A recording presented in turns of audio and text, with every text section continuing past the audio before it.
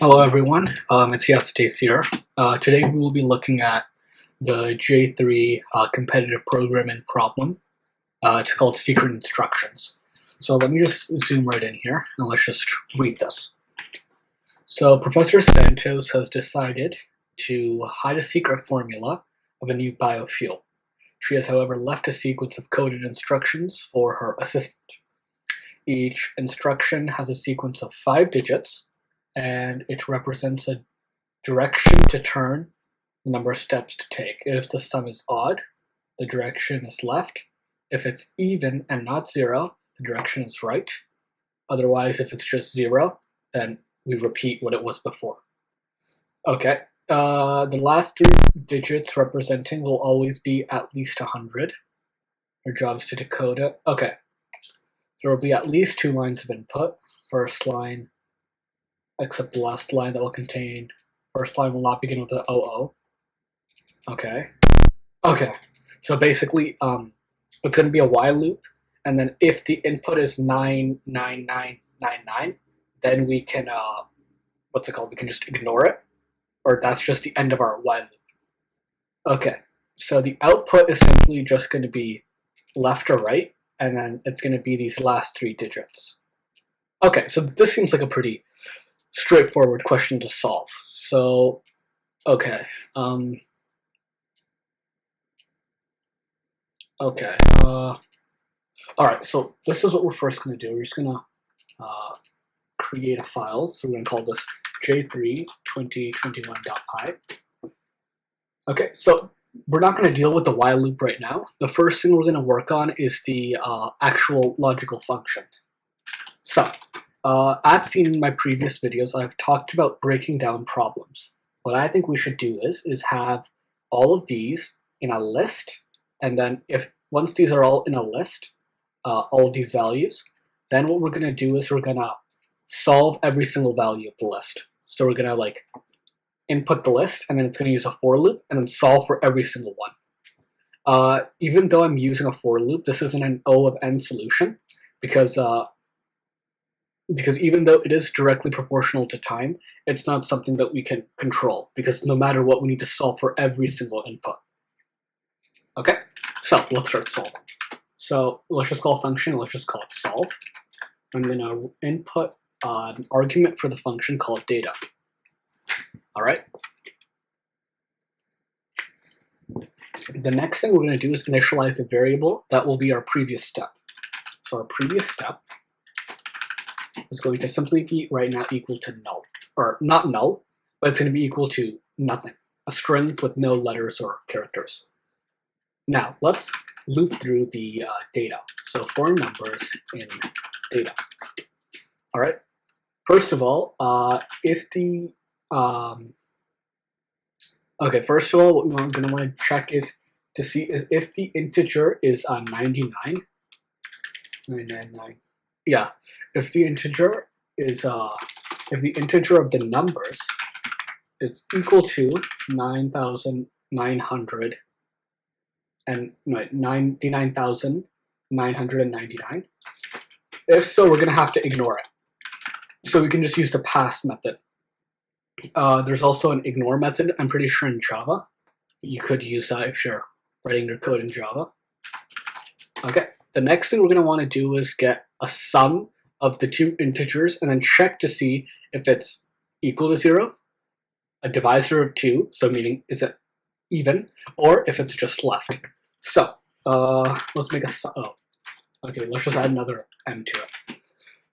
All right, so sum is simply going to be equal to the numbers, the integer numbers, plus the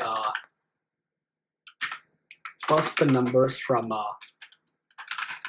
the second index, or 1. So basically what we're doing is that, let's suppose if our integer is 5, okay, let's just suppose if it's 5,000 or 57,234, we're going to simply take the 5 and the 7 and add them together. All right. One more thing. I'm taking all of my user inputs as strings. This is because we have to sort of index through these numbers, and then I'm converting it to an int. In my opinion, you could also just start off with an integer and then use a string, but I feel like that's going to be a lot harder. Okay. All right.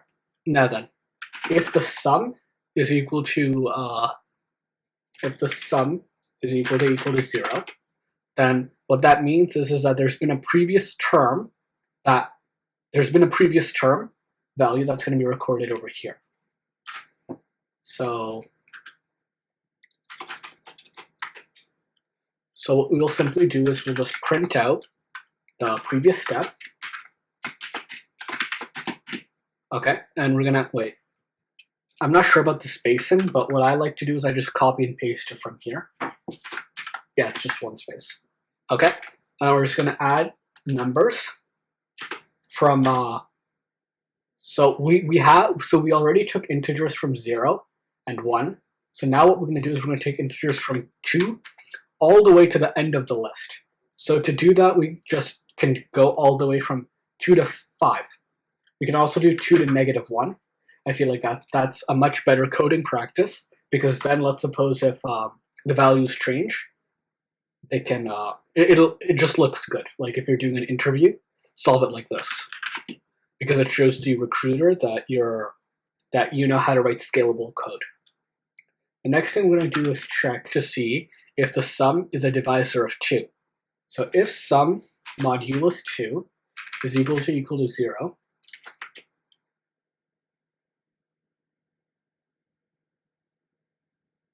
I have a better idea that I just realized would be much.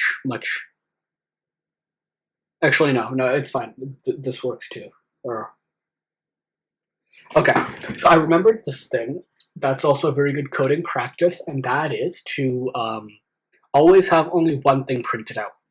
So no matter what my sum is going to be, I will always have to print something out. So let's make a new variable and call it printed response. Okay, and it's going to be it's just going to be a blank string for now. All right, and now instead of printing this out, we're going to set printed response equal to previous step. Now then we can repeat the same for if it's a modulus of 2. So we'll go is equal to, it's going to be, so now the previous step is going, so if it's a modulus of 2, the previous step is simply going to be right, because it's odd, right? And previous step is now simply going to be equal to, or no, the printed response would now be equal to our previous step plus a space plus the numbers from 2 to 5.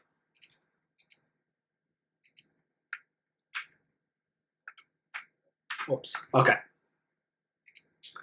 All right.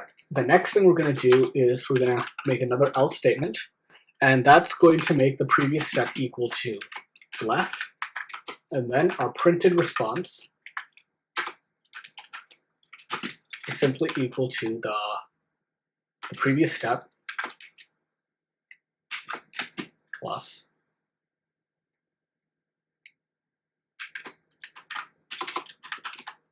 numbers 2 through 5.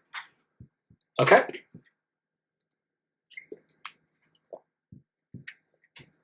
Actually, let's make this code even more minimalistic. So, as you can see over here, I'm repeating this code over and over again. Instead of doing that, how about we refactor our code so that we only have to do the printed responses equal to previous step and blah, blah, blah one time. So instead, what we're going to do is we're going to make a pass statement here. All right. And then we're simply going to remove this, and we're going to remove it everywhere and write it here. So now previous response. So now what's happening is that instead of me constantly rewriting code, which makes my compiler's execution time slower, I'm only doing it once. So now I can simply just print out my printed response. So as you can see, our code is a lot cleaner now. And this is just going to move on as the for loop goes on. And I'm just not going to return anything in this function. Personally, that's not that big of a problem. Okay, now then. The next thing I'm going to want to do is get my streamline or user input since I'm in Python. So since I'm using a list, I'm going to, first of all, initialize a list called data. All right, then I'm just going to make a simple while loop, which is going to grab some input. So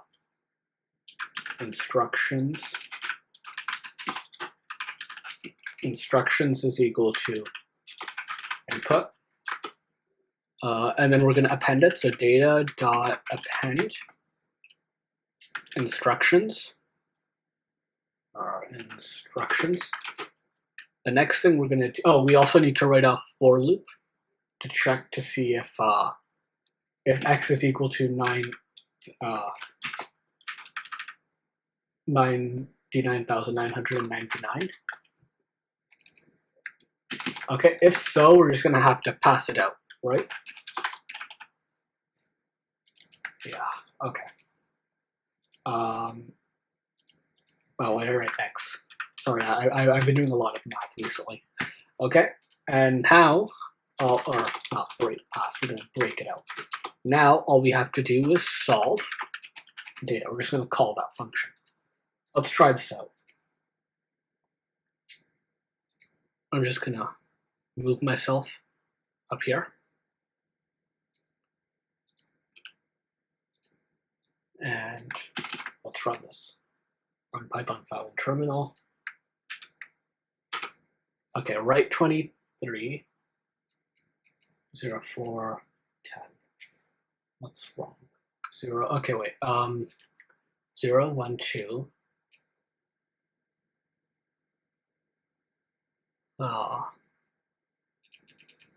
Okay, so, let's just go -2. There we go.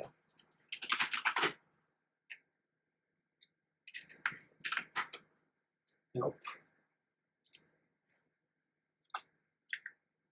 Okay, let's just go 5. So, I forgot when you try and get the indexes from a list, it doesn't include the last one. So I guess the solution that we're going to have to do is we're going to go from 2 to 5. I know that's not the best solution, but it gets the job done. Yeah, there we go. So now let's just now I'm going to submit the solution. So I just realized that I forgot to log in. So I'm going to log in and then I'm going to get right back. Excuse me for 1 sec. Yeah, okay, I'm back. So let's just submit the solution.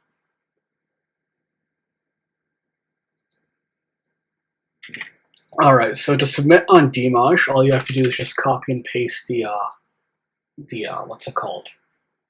Your function or your entire code onto their editor. Okay, and then you're gonna submit it. Perfect. So yeah, we got a full 15 on 15 score. All right, now hopefully you got some value out of this video. I know I'm not exactly the best at explaining these things. If you have any feedback, I would appreciate that very much. Please like, share, and subscribe. Have a nice day.